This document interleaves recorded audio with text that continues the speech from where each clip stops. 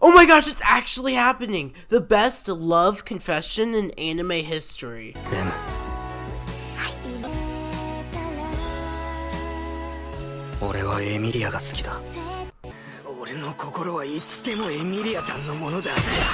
Re:Zero is an interesting anime to say the least. About a month ago, I finally decided to watch Re:Zero, after my friends have been asking me for about a year now. It showed me a whole new side of the fantasy anime genre that I really wanted to talk about.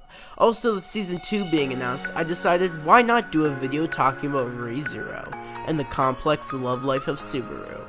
Re:Zero is an anime about a man named Subaru with the ability to come back to life, even when brutally murdered. One of the biggest appeals, at least to me, is the fact that it's so different from the usual fantasy anime. Most fantasy anime's main characters are overpowered. Some examples are Ainz from Overlord, or OP sword dude that was made for 12-year-olds from Hot Garbage, and practically every other fantasy type anime. Instead, Subaru is as weak as a basic commoner, basically. He's not that strong, to say the least. In the beginning, he actually believes that he's pretty strong. However, really quickly you find out that nope, Subaru is actually as weak as a basic knight. Actually, wait, weaker. The only difference between him and another weakling is that he has the return to life ability we've been talking about earlier. Because of this, he has to die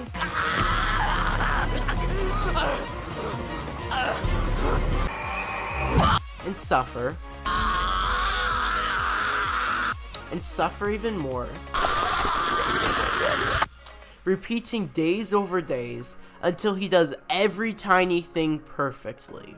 I find it interesting because he can't tell anyone that he has this power, otherwise the witch will murder him. Once he stopped caring about the witch killing him, and instead of the witch killing him for telling someone, she killed the person that he told, which was his favorite female named Amelia, which is the meaning of his life, for some odd reason. Amelia being the entire reason for his life is one of the parts that I actually don't like about the anime.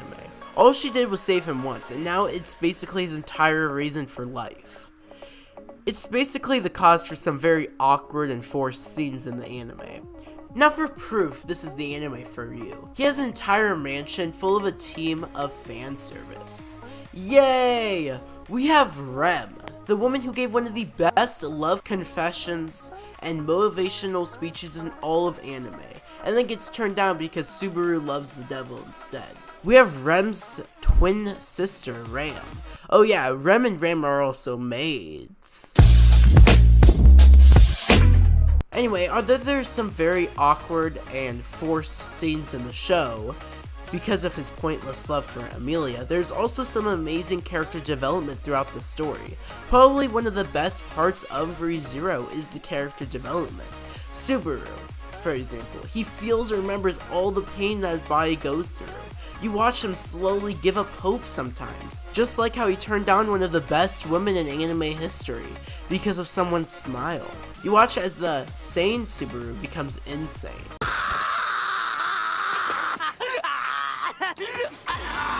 As you watch, you also sometimes have this feeling that you want to just go up to him and tell him, "Kill yourself!" to reset the timeline. I know it sounds toxic, but I swear it's not, because his power lets him keep his friends alive. Once he killed himself for his friend Rem, and then when Rem dies a second time, now he seems to go crazy and want to live.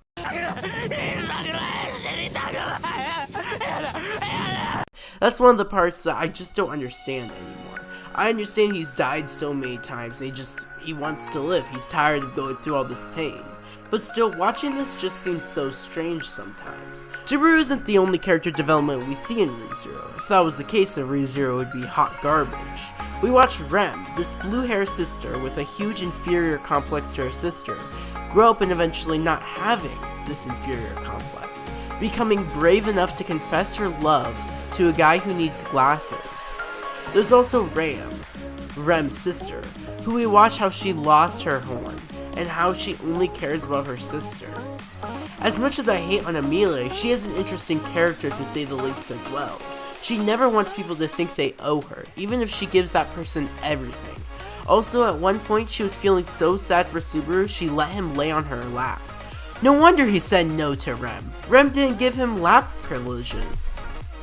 I know there's many characters I haven't spoken about yet, such as Puck for example, but we don't trust furries. In fact, this fantasy anime has so many reasons for you to watch it. Here, I'll just give you 5 quick ones. Number 1, at one scene there's a bathroom full of furries. Number 2, there's a bunch of cute girls. Estimate the capacity of my mind. You're both fair prey in my fantasies, little maids. Number 3, the furry that you see right here, although he looks like a cute little girl, is a boy. Yeah, I know. It's freaking sad. And actually, he's the strongest healer inside the kingdom. Number 4, there's suffering. A lot of suffering. Number 5, this one is serious now. Like, the others were kind of jokes, although they were technically true. They were kind of jokes. It has some of the best character development I've ever seen in anime. So there are 5 reasons that must be very convincing. Only I don't know, but here is number 6. It will make you want to buy a new car, specifically a Subaru. Haha, I'm funny, right? Okay, I'm gonna go oxygen, not reach the lungs now. Anyway guys, that's really it, and it's basically all I wanted to talk about. I really like this show, except for the part where $1.7 trillion of battleships sank after Subaru said, "Rem, I love Amelia." Anyway guys, I am excited for season 2 and I'm praying to God that Amelia dies. Anyway, drop a subscription, it's free. Also, leave a like and share with some of your friends if you want, I don't know. Oh yeah, one last thing, I rate this anime a Rem out of 10. Rip Rem and Subaru.